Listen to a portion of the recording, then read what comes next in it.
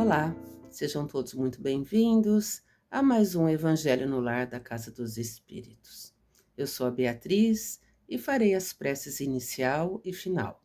A nossa irmã Edna fará a leitura dos capítulos de 210 a 214 e a nossa amiga e querida Gisele fará do 215 ao 217. Bom, vamos à nossa prece inicial. Aqueles que puderem e quiserem, fechem os seus olhos. Agora é um momento de introspecção, um momento íntimo para com Deus, para com Jesus e para com o mais alto. E vamos orar com Jesus. Amado Pai misericordioso, agradecemos mais um momento de aprendizado e fortalecimento espiritual. Que o verdadeiro espírita reconheça sua transformação moral e espiritual através da fé, do amor, da caridade e dos estudos, onde as palavras e ensinamentos do Cristo nos direcionam às boas condutas, nos livrando das más inclinações. Que assim seja. Boa noite a todos, sejam bem-vindos a mais um Evangelho no Lar.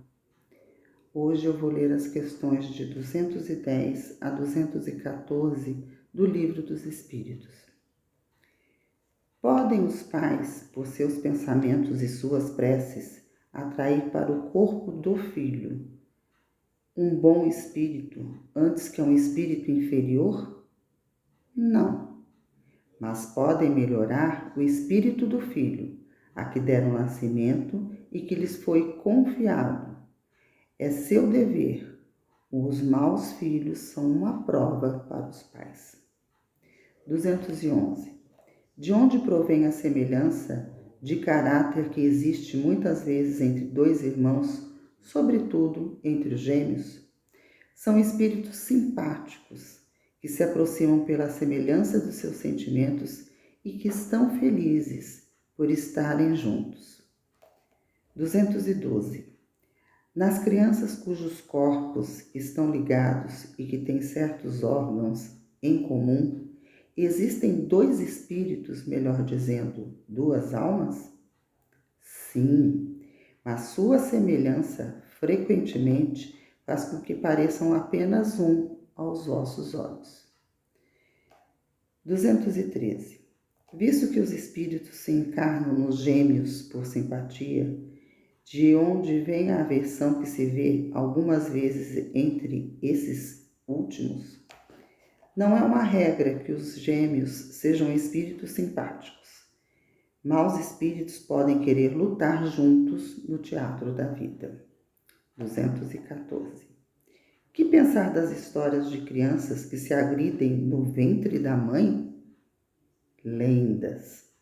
Para pintar que seu ódio era inveterado, fizeram-no remontar antes do seu nascimento.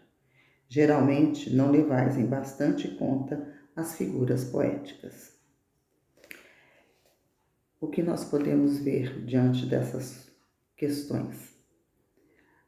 Não existem coincidências. Eu acredito piamente que não existem coincidências, tudo tem uma razão de ser. E hoje, assistindo Fantástico, antes de fazer a leitura para poder fazer o Evangelho, exatamente o assunto era sobre dois irmãos gêmeos que vieram ligados pelo crânio. E foi explicado aqui no Evangelho que são almas distintas, né? São espíritos diferentes e que vieram por uma missão. Esses gêmeos ficaram 4 anos dentro de um hospital e ainda estão. Foram separados agora. E esses 4 anos fizeram 9 cirurgias. Quando foi chamado um médico para poder ajudar na cirurgia, o médico disse assim, o que pediu para ajuda para o outro médico, ele pediu assim, nós temos 1% para conseguir isso, de separar os gêmeos, né? E o médico falou assim, nós temos 1% no racional, mas 99% de fé. E Deus está nessa sala. E continuaram fazendo a cirurgia por mais de 23 horas. E os gêmeos foram separados. Pode ter até alguma sequela, né, cognitiva, mas quando a gente acredita em Deus, quando as coisas a gente sabe da manifestação da espiritualidade dentro da nossa vida, tudo é possível. Aqui está dizendo dos pensamentos dos bons que os pais podem mandar para os seus filhos, para que bons espíritos os acompanhem. Mas cada um tem a sua trajetória. Cada um, nós podemos ajudá-los, né? Como bons pais, nós podemos ajudá-los a ir seguir um caminho melhor. E o fato de serem gêmeos, às vezes, vem com simpatia, né? Os espíritos são afins. Mas também pode vir um espírito bom e um espírito menos bom. Vou falar como falava o vovô Antônio, né? Não um espírito ruim, um espírito menos bom que precisa de evolução. E vieram na mesma missão aqui na Terra. A espiritualidade, meus caros amigos, diante disso tudo, são milagres que acontecem e que a espiritualidade está sempre nos auxiliando na nossa trajetória e auxiliando aos que nos são próximos, porque a base do nosso espiritismo é isso, é evoluir, é orar, é crescer espiritualmente falando. E por coincidência, o tema do Fantástico veio exatamente calhar com as questões de hoje. Pois nada é coincidência, né? Nós sabemos disso. Que Deus abençoe a todos com muita luz.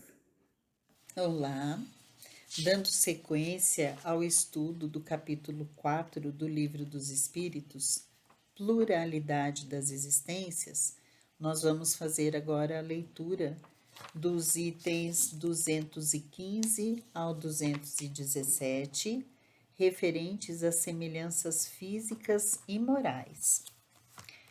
De onde provém o caráter distintivo que se nota em cada povo?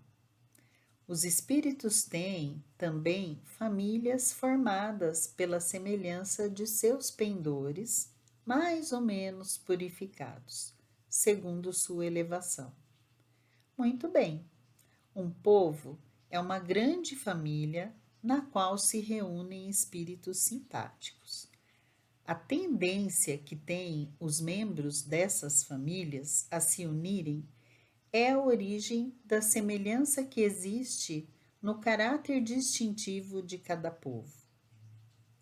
Julgas que os espíritos bons e humanitários procurem um povo duro e grosseiro?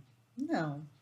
Os espíritos simpatizam com as coletividades como simpatizam com os indivíduos. Aí eles estão em seu meio. O homem conserva, em suas novas existências, os traços do caráter moral de existências anteriores? Sim, isso pode acontecer, mas em se melhorando, ele muda. Sua posição social pode também não ser mais a mesma. Se de senhor passa a escravo, seus gostos serão todos diferentes e terias dificuldades em reconhecê-lo. Sendo o mesmo espírito, nas diversas encarnações, suas manifestações podem ter de uma a outra certas analogias modificadas. Todavia, pelos costumes de sua nova posição, até que um aperfeiçoamento notável haja mudado completamente o seu caráter. Porque de orgulhoso e mau pode se tornar humilde e humano, se arrependeu. O homem, em suas diferentes encarnações, conserva os traços do caráter físico das existências anteriores? O corpo está destruído e o novo não tem nenhuma relação com o antigo. Entretanto, o espírito se reflete sobre o corpo. Certamente, o corpo não é senão matéria, mas, malgrado isso, ele é modelado sobre as capacidades do espírito que lhe imprime um certo caráter, principalmente sobre o rosto, e é com fundamento que se designam os olhos como espelho da alma. Quer dizer que o rosto, mais particularmente, reflete a alma. Por isso, tal pessoa excessivamente feia tem, no entanto, alguma coisa que agrada quando ela está envolvida por um espírito bom, sábio, humano, ao passo que existem rostos muito belos que nada fazem sentir e pelos quais se tem mesmo repulsa. Poderíeis crer que só os corpos bem feitos sejam o envoltório dos espíritos mais perfeitos, embora encontres todos os dias homens de bem sob aparências disformes? Sem haver uma semelhança pronunciada, a similitude de gostos e de pendores pode, pois, dar o que se chama de um ar de família. O corpo que reveste a alma numa nova encarnação, não tendo nenhuma relação necessária com o corpo que ela deixou, uma vez que o pode ter de uma outra fonte diferente. Seria absurdo se admitir uma sucessão de existências de uma semelhança que não é senão fortuita. Entretanto, as qualidades do espírito modificam muitas vezes os órgãos que servem à sua manifestação, e imprimem sobre o rosto e mesmo ao conjunto de maneiras um cunho distintivo. É assim que, sob o envoltório mais humilde, podem se encontrar a expressão da grandeza e da dignidade, enquanto, sob o vestuário de um grande senhor, vêem-se às vezes as da baixeza e da ignomínia. Certas pessoas, saídas das posições mais obscuras, adquirem sem esforços os hábitos e as maneiras da alta sociedade. Parece que elas reencontram seu ambiente, ao passo que outras, malgrado o seu berço e a sua educação, estão sempre deslocadas. Como explicar este fato, senão como um reflexo do que foi o espírito? E agora, vamos à nossa prece final. E nesse momento de amor e tranquilidade, nos pedimos, Senhor, sua bênção e proteção.